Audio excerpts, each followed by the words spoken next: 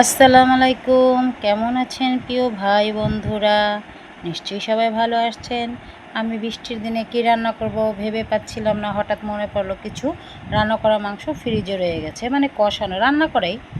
তো কি করা যায়, কিছু আলু ছিল, আলু কুচি কুচি করে কেটে নিলাম, মাংসগুলো একটু শিলপাটা থেতলিয়ে নিলাম, তারপরে শুকনো মরিচ দিয়ে তেলের মধ্যে ওই মাংসগুলোকে নাড়াচাড়া করতে করতে কি হলো, লাল হয়ে যাবে হালকা পাতলা।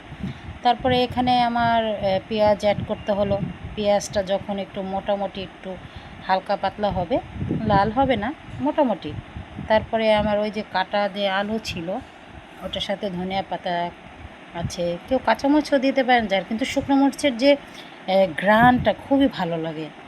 ঠিক আছে, পরে আমি আলুগুলো এখানে দিয়ে দিলাম, ঝাপাস করে পড়ে গেল দু একটা, দেখতেই পাচ্ছেন আশেপাশে, যেহেতু একাই মোবাইল ধরে ভিডিও করা, আবার নিজে নিজেই আবার একটু নাড়াচাড়া করা, একটু সমস্যা তো হবেই।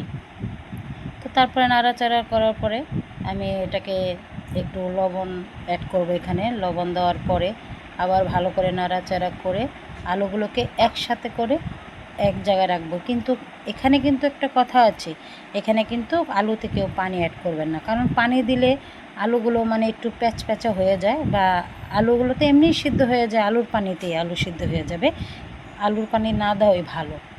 পরে আমি একটা জ্যাম করে একটা সরা দিয়ে ঢেকে দেব।